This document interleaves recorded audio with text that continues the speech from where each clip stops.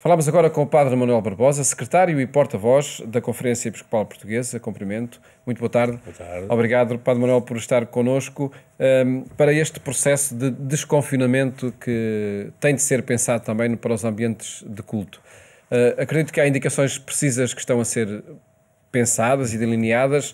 Não vamos por aí desta vez, mas por este comunicado do Conselho Permanente, que foi divulgado no sábado, creio eu, no último sábado, onde de facto já se lança algumas pistas para este processo. Que cuidados é necessário, sobretudo, salvaguardar para que os ambientes litúrgicos não sejam espaços de contágio desta pandemia? Boa tarde de novo e muito obrigado. Este comunicado tem a data 2 de maio, precisamente no final da terceira fase do estado de emergência, como tinha sido prometido, e tem algumas indicações também já de orientação para as dioceses, sempre de acordo com as autoridades de saúde e governamentais, mas está a ser preparado, como se diz no número 12 desse comunicado, ao longo desta semana, em diálogo com as autoridades de saúde, a Direção-Geral de Saúde, o novo comunicado, ou mais medidas, orientações mais precisas a nível de higiene, a nível de, naturalmente, segurança, tudo isso está a ser preparado de modo mais detalhado. Este comunicado apenas pontualiza alguns dados e, se me é permitido, só sem perder muito tempo, o primeiro ponto, que é o mais extensivo, é reiterar este agradecimento à população e aos cristãos pelos cuidados que tiveram ao longo, e que têm que continuar a ter, não é? Ao longo deste tempo de pandemia, a nossa oração para com os falecidos, os seus familiares, aqueles que estão doentes, também este reconhecimento pelos todos os profissionais de saúde, enfim, todos aqueles que têm estado na linha da frente, e também manifestar neste conjunto o sofrimento de todos os cristãos em particular, não só da população, mas também neste caso particular, por não terem acesso à participação física na celebração da Eucaristia. É desejo de todos, em primeiro lugar dos bispos, naturalmente, que isso aconteça o mais depressa possível, e vai acontecer conforme foi comunicado precisamente neste texto. Aponta-se aí a data de 30 de maio, não é? Para esse recomeço gradual. E já lá chegaremos a esse ponto. Este primeiro aqui, de facto, essa necessidade de valorizar o comportamento de cada cidadão.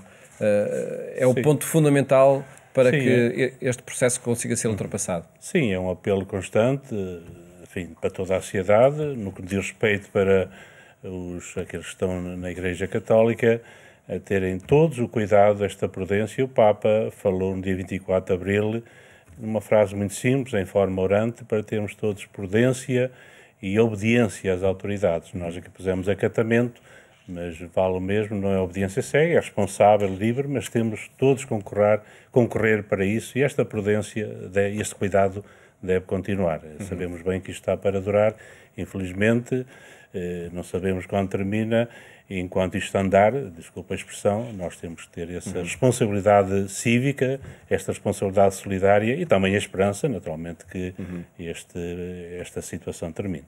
Esperamos que se mantenha a responsabilidade cívica de todos os cidadãos, é precisamente o ponto 3 que o comunicado foca. E, claro, exige um acatamento específico por parte de quem lidera os ambientes litúrgicos, por parte de párocos, por parte dos bispos, para que, de facto, este bem maior da saúde esteja sempre presente. Pois, no que diz respeito aos nossos templos, aos nossos espaços das instituições da Igreja, as igrejas, o decorrer das celebrações, temos de ter todos esses cuidados.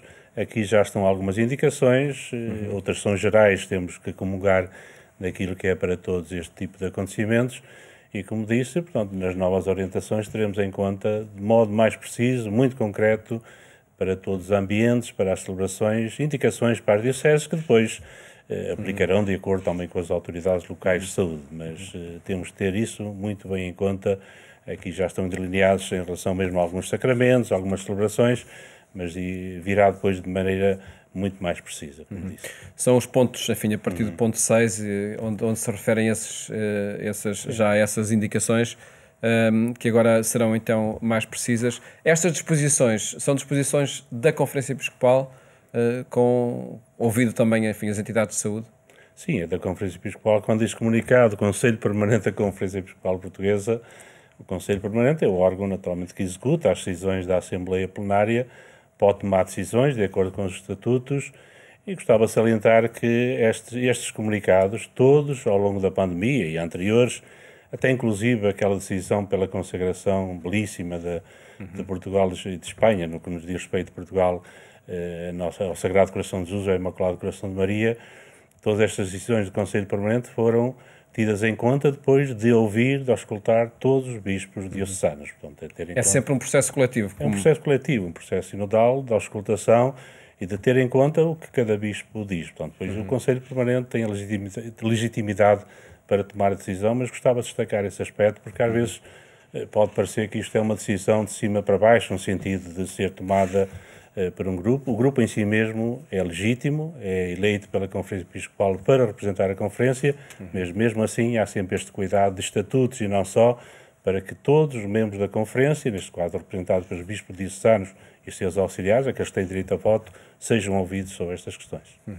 Que enquadramento tem também nestas análises que a Conferência Episcopal faz, manifestações que vemos e que acredito que todos considerem como legítimas, desta urgência da celebração da Eucaristia comunitária? Pois, são manifestações, como disse naquele ponto inicial que os bispos escreveram, é um sofrimento, é uma expectativa, é uma esperança de que retomemos com o mais breve possível as celebrações, no caso a Santa Missa, a Eucaristia celebrada juntos, em comunidade, fisicamente, não só unidos espiritualmente, como está a acontecer, mas todos temos pressa. Mas eu, se me permite, faço a analogia daquilo que o Papa Francisco disse para a Jornada Mundial da Juventude aqui em Lisboa. Diz, pegando precisamente no texto da visitação de Maria, a sua prima Isabel, diz que ela foi apressadamente, e o Papa pôs um inciso, não ansiosamente.